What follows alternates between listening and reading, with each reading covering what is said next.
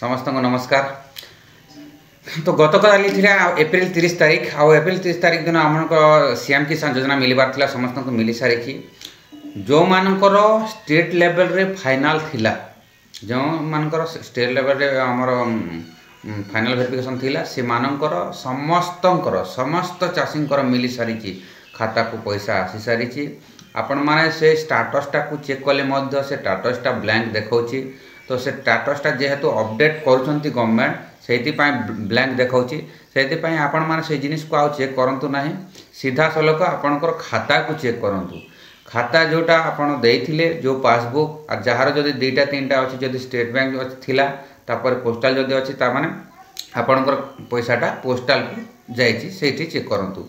कारण होची पोस्टलटा होची सबठारो बहुत बड़ हमर डीबीटी बैंकटा। तो डीबीटी बैंकटा से सब पैसाटा गवर्नमेंट जेकोसी गवर्नमेंट स्कीम रो पैसा हेले आमर पोस्टल अकाउंट को चली जाए। से आपण माने पोस्टल अकाउंट को चेक करंतु जहार जदि डबल अछि अकाउंट आउ जहार जदि नाही तो से माने चेक करंतु जे निजर को अकाउंट को जाइछि केमति जानिबे। फिंगर माध्यम चेक करंतु, प्रिंट आउट करंतु, तापर एमती सब चेक करंतु।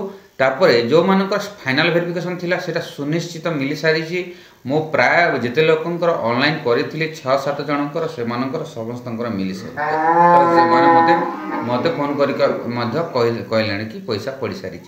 तो आपण मान को अनुरोध करूचे कालिया योजना जो सीएम किसान हेछि वर्तमान से योजना रे समस्त को गतकाली सरकार 2000 टंका लेखाए पठेचंती। जो मानकर जमी वाला भूमिहीन केते पठेचंती कौन किसे किसी जना पड़िबो नाही, किंतु जमी वाला हिसाब रे समस्तंकर पैसा पड़ी सारी 2000 टंका। तो आपण मान निजे चेक करंतु।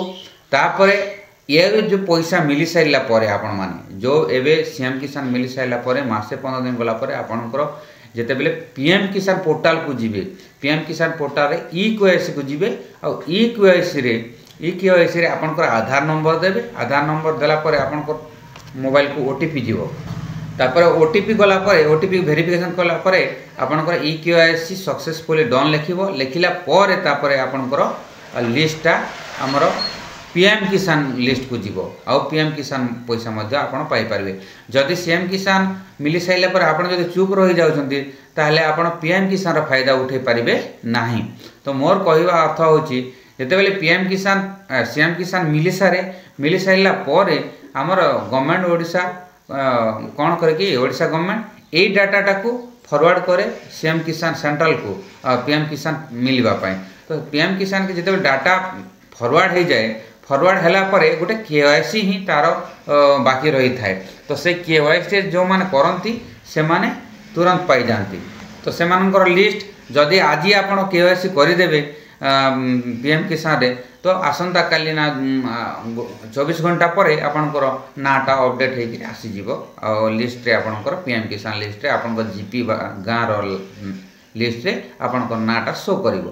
तो मोर कहवार अर्थ होची सीएम किसान जो माने पाई पार नाहंती से माने आउ कोन करबे। जो माने पाई पार नाहंती से मानकर जदि स्टेट वेरिफिकेशन अछि से मानकर से तो मिली जाइथिबो, किंतु जार ब्लॉक फ्लॉक अछि ब्लॉक वेरिफिकेशन कि कलेक्टर वेरिफिकेशन से मानटा धीरे धीरे हबो। आ जदि हेई नाही ताहले आपण VAW को कॉल करंतु आ VAW को कॉल करके पचारंतु जे सेठी टिके वेरिफिकेशन कर दियंतु मिलकरी तांको कहंतु से वेरिफिकेशन कर देबे। तो वेरिफिकेशन कला परे आपण को धीरे धीरे कलेक्टर स्टेट एमती जाई समस्तंकर वेरिफिकेशन हो गला परे आपण को पैसाटा मिली जिवो जेमती गतकाली मिल सारी प्राय चाषी को। तो समस्त को धन्यवाद। समस्त को अनुरोध करछि लाइक करंतु, सब्सक्राइब करंतु मो चैनल टी को और कमेंट लिखंतु आपण को डिस्ट्रिक्ट रे रो देखुचंते मो वीडियो टी को। समस्त को नमस्कार, धन्यवाद।